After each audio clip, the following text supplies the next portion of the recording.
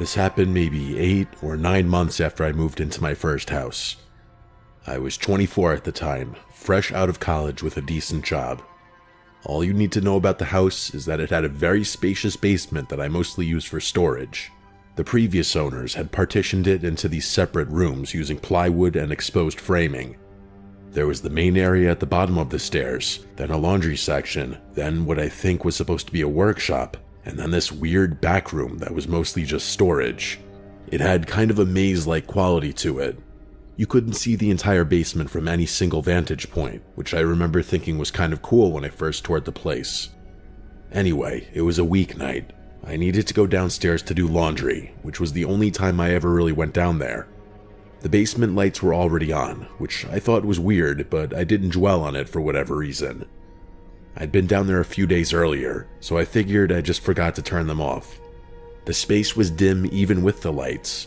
I hadn't bothered changing the old yellow incandescents that had been there when I moved in. I started walking down the stairs, and things escalated so abruptly that I couldn't react quick enough. I made it to the bottom of the stairs and started walking toward the laundry area when I saw movement in my peripheral vision. I turned my head instinctively and locked eyes with a man who was crouching behind one of the folding tables that I had set up near the far corner. It was so unsettling that I almost dropped the basket. My brain refused to register what I was seeing. There was literally a stranger hiding in my basement. I couldn't move. All I could do was stare at this intruder who was now staring back at me, and it was not a pleasant stare. He looked like he had just crawled out of a sewer or something. And then he stood up and ran. Not at me though, further into the basement toward the partitioned rooms in the back. That snapped me out of my fear-induced haze, and I started moving backwards toward the basement stairs. But I must have wasted too much time, because before I could reach the stairs, all the lights in the basement went out. Until that moment, I had never been down there with the lights off. I hadn't anticipated how dark it would be. It was fully pitch black down there, complete and utter darkness. I mistakenly assumed I knew my own house, so I kept moving toward the stairs, but I must have misjudged something, because I tripped and fell to the floor. By the time I got up, I was completely disoriented. The chaos and fear of the situation was overwhelming my brain, and I couldn't think. My phone was sitting on the counter upstairs, so it's not like I could just reach in my pocket and turn on the flashlight. I started screaming like a lunatic, thinking that might scare off whoever had broken into my house. But actually, that strategy must have energized them, because I started hearing screaming coming from the other side of the basement. It was terrifying. I was screaming into the darkness, trying to seem like I was crazy, and someone on the other side of the room was doing the same exact thing, and his screaming was much more intimidating than mine. He legitimately sounded like a murderer. I stopped screaming, and he followed suit. I started navigating around the basement purely by touch. I had no other choice, and I started hearing movement behind me. He must have been doing the same. The sounds were getting closer, and amidst the horror of everything, I couldn't help but get the sense that he knew my own basement better than I did. I knew I was getting closer to the stairs, but that basement is massive. I started hearing breathing coming from somewhere behind me, and I genuinely thought he was going to catch me. After what felt like an eternity, I felt the wooden base of the staircase. I grabbed the railing and started running up the stairs, but before I could even hit the second step, something grabbed my ankle and I lost my grip. My head struck the railing and I fell all the way down to the basement floor. I still couldn't see the guy, but he was dragging me away from the stairs with what genuinely felt like inhuman strength. I kicked and thrashed my legs with all my might and miraculously connected with something. The strike was just strong enough for him to lose his grip, and I twisted and twisted until I escaped his grasp. I started running back towards the stairs in the dark, and he started screaming again, but I found them before he could catch me. I made it to the top in the dark, burst through the door, and slammed it shut behind me. The nightmare was far from over, though. That door doesn't have a lock, so I had no choice but to press my weight against it and hope I was strong enough to keep him out. Just as I suspected, I heard footsteps pounding up the basement stairs mere seconds later, followed by a huge crash against the door. The door swung open for a terrifying second, and it took everything in my power to push it closed. The first impact must have emboldened him because he started repeatedly slamming into the door. I yanked off my socks and pushed against the door, knowing my life depended on it. I have no idea how he did make it through, but he eventually gave up. I heard footsteps crashing back down the basement stairs, and I immediately seized the opportunity to grab my phone. I ran over to the counter, grabbed it, and ran back to the basement door. With my back pressed against the door again, I called the police. When they finally arrived, that guy was gone. I kind of had a feeling. One of the basement windows had been forced open from the outside, and it didn't take a genius to figure out what happened. There was nothing missing or stolen, so one of the officers suggested that the intruder was probably using my basement as a place to live or hide. That hadn't crossed my mind, but it was somehow a worse thought than him simply wanting to rob the place. The other reason the police arrived at that theory was that the intruder somehow knew where the light switch was, which wasn't in the most obvious place. It made sense. I ended up moving out about 4 months after the incident. Thinking about this again has confirmed something for me. That guy was fully prepared to kill me that night, and if things had played out differently, he just might have.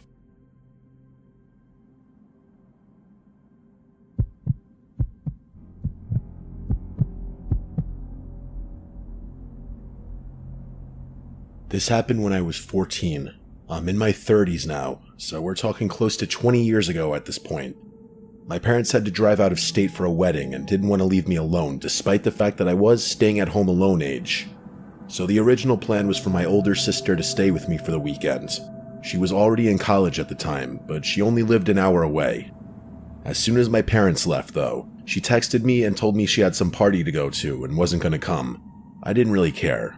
I didn't even bother telling my parents about it, partly because I didn't want to stress them out and partly because I didn't want them to find someone else to watch me. It wasn't like the house was in some sketchy area either. It was a typical 2-story home in a quiet suburban neighborhood. The place mostly consisted of families too, so I knew I'd be fine. The evening was completely uneventful. I played Halo for like 6 hours, something I'd ordinarily never get to do. It wasn't until just after midnight where things started getting weird. I was still lounging on the couch when I heard this faint tapping sound. The sound came from somewhere in the backyard, and I immediately assumed it was something hitting the siding of the house. That's honestly what it sounded like, so I wasn't too concerned.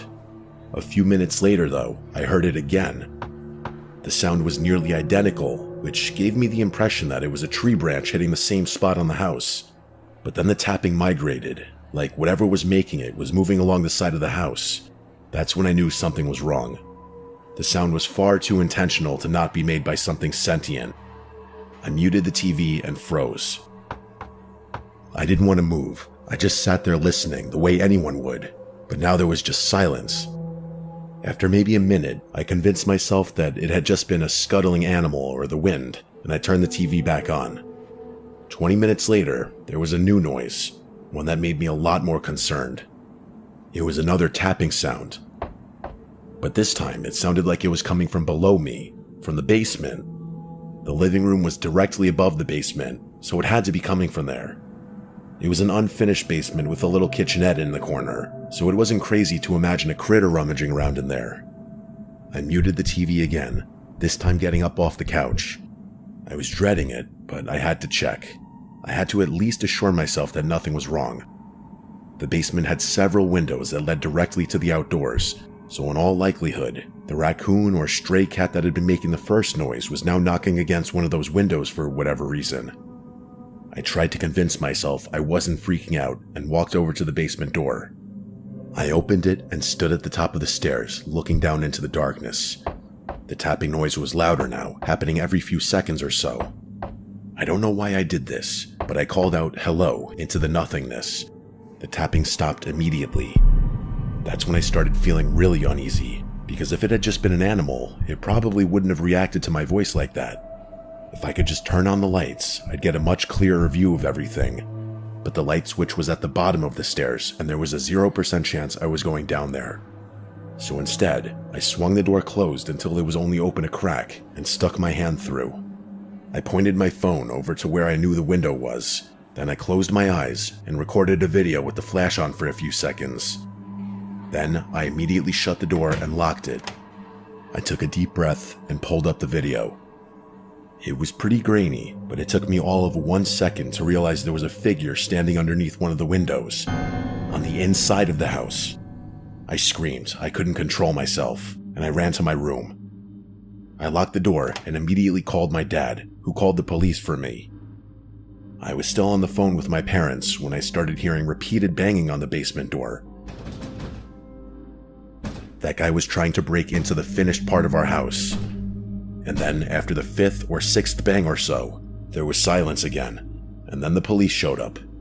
They searched the basement, but that guy had escaped through the window.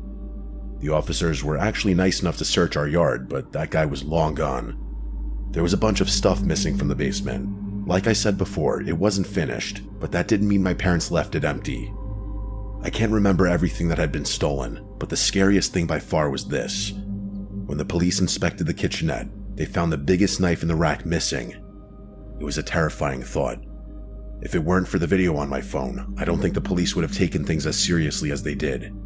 But of course, nothing ever came of it, and this was almost 20 years ago now. I have no idea what happened to that old phone. It's probably buried in a box of junk in my parents' house somewhere, if it even still exists. If I ever find it and the thing still turns on, I'll submit the footage.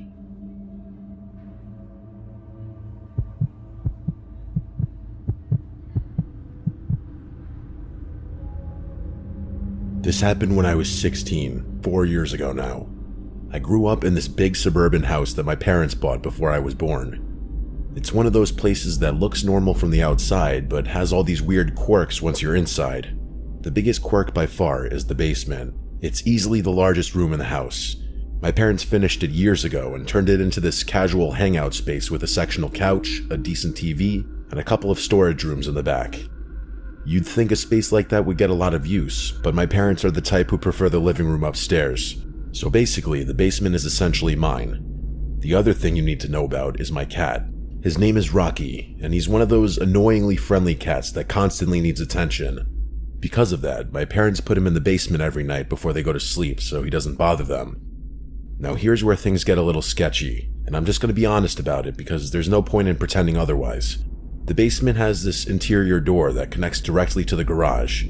It's technically supposed to be a convenience thing for bringing in groceries or whatever, but for me, it was a convenience thing for sneaking people in. Anyway, it was a Friday night when this went down. I remember that specifically because I had invited this girl Madeline over, which I wouldn't have done on a school night. I also remember assuming Rocky was already down there. It wasn't a conscious thought, more so an implied assumption. It was past the time when my parents usually put him down there, so I figured he was asleep somewhere in the back, as per usual. That's why I didn't freak out when I heard a noise from one of the storage rooms. It was this faint rustling sound, like something moving around in the boxes. To be completely honest, I feel like I was justified in keeping my cool because it sounded like the exact sound an energetic cat might make. Madeline obviously tensed up a little, but I explained to her that it was just my cat, and then we went back to pretending to watch whatever was on the TV. But the noises kept happening. Not constantly, but every few minutes there'd be another rustle or a soft thud. Each time, Madeline would give me a worried look, and I'd have to assure her that he was just a very active cat and liked to climb on things. Which was true, he did like to climb on things. I was still 100% calm, right up until I heard scratching coming from the door at the top of the basement stairs. The door that led to the main part of the house. I instantly knew what I was hearing. It was Rocky scratching at the door to get into the basement, meaning he wasn't already down there with us, which also meant that whatever noises I'd been hearing for the past half hour were not him. I didn't say anything right away, partly because I didn't want to scare Madeline, and partly because I didn't know whether I believed what I was hearing. But before I could react, Madeline, who was still sitting right next to me, started screaming like she was being stabbed. I whipped my head around and realized she was pointing behind me, toward the back of the basement. I turned my head a little further and literally froze in fear. There was a foam football rolling across the floor, clearly having just been thrown out of the storage room. There was someone in there. I didn't see anyone. The back of the basement was too dark, but there was no other explanation. Someone was back there. Someone had been back there the whole time. Without thinking, I grabbed Madeline's arm and practically dragged her up the stairs. As soon as we made it up, I slammed the door behind us, careful not to let Rocky down there. Things got really chaotic after that. Madeline was crying, which was the first issue, but I was also shaking. Until that moment, I didn't even know I could get that scared. My parents eventually realized what was going on and called the police, who showed up a few minutes later. I stood on the back deck and watched the garage the entire time to make sure the intruder didn't slip out from there.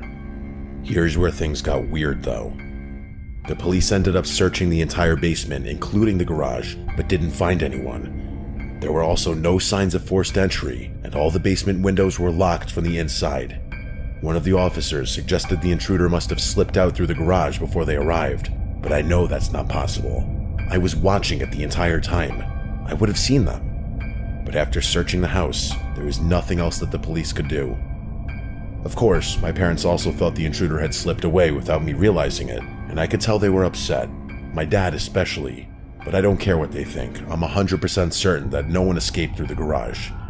There's only one path from the garage to the outdoors, and I had my eyes on it the entire time. My family never got a resolution to all of this, and I still have no explanation for everything that happened.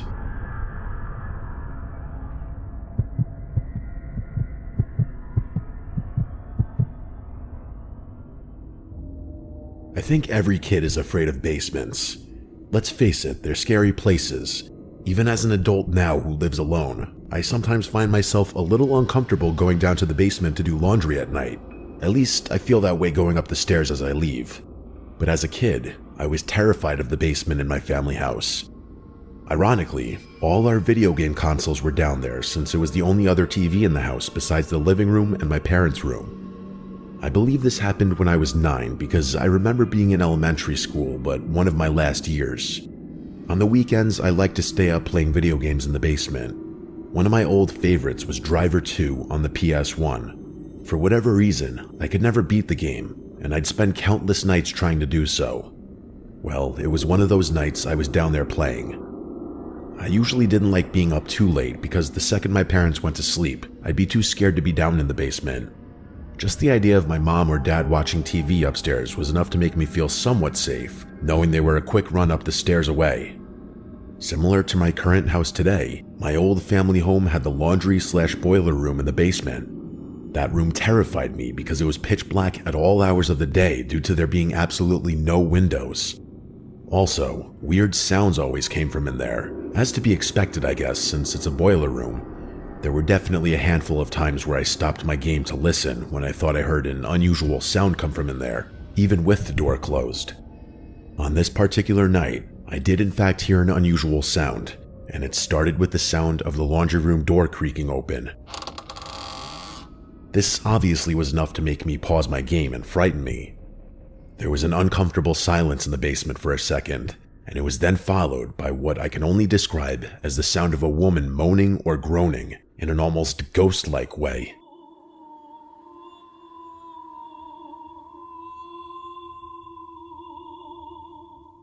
But it sounded like my mom's voice. In fact, I knew it was. I started laughing, and I'm sure I said something like, "Nice try, Mom," knowing she was trying to scare me, which, side note, looking back, even as a kid, I should have realized something was wrong, considering my mom has never been a goofy person that would pull this kind of prank. But I walked over to the laundry room with a little more confidence now, and as I was in front of the open doorway leading into the darkness, the groans had stopped by now. I looked straight into the pitch black room ahead, and as I inched closer, the outline of a person standing in there became visible. "Mom?" I said, now with less confidence. When I got just close enough, I made the judgment that it was not my mom. I started screaming as I ran up the stairs to the living room, and my horrific judgment was right. There was my mom in the living room with my dad. At this point, they were both already standing up responding to my screams. I yelled, "There's a woman in the laundry room," and I remember they looked at each other, and then both ran down to the basement, slamming the door shut behind them. I sat confused, scared, but slightly relieved knowing my parents were down there now. I remember being in the living room for a long time before my mom came upstairs and told me to go to my room and go to sleep. I didn't ask questions and obeyed. I had a hard time falling asleep that night, I'm sure, but I remember the next morning. My parents told me they had one of their friends prank me to scare me, and they treated it like it was one big joke. I don't fully remember how much I believed it or not, but I for sure asked them to elaborate on who it was. My mom said it was one of her friends from out of state who was visiting. I didn't question it, but as I got older, the name Debbie was seemingly accidentally dropped by my parents a few times, and whenever I'd ask who Debbie is, they'd have a different response. When I was maybe 14, I thought back one day on this night and decided to do a deep dive. I found a family tree type of website and admittedly stole my dad's credit card from his wallet momentarily to pay for the service, then slipped it back in the wallet. I inputted both my parents' names. Among a few familiar names and a bunch of names I didn't recognize, what instantly stood out was that my mom had a sister named Debbie. So I googled Debbie followed by my mom's maiden name, and up popped an obituary. She was dead.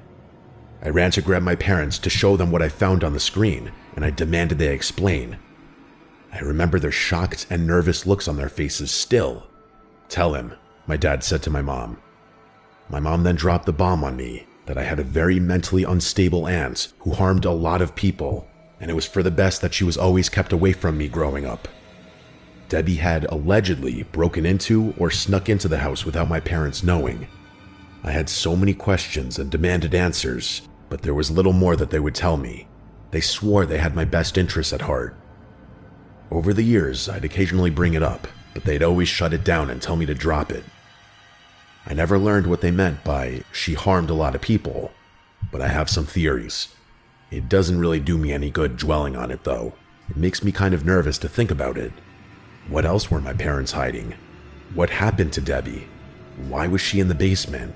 I wondered a few times if my parents were hiding her down there after she had done something horrible, but that wouldn't make much sense because I don't think they'd let me down there in the basement then.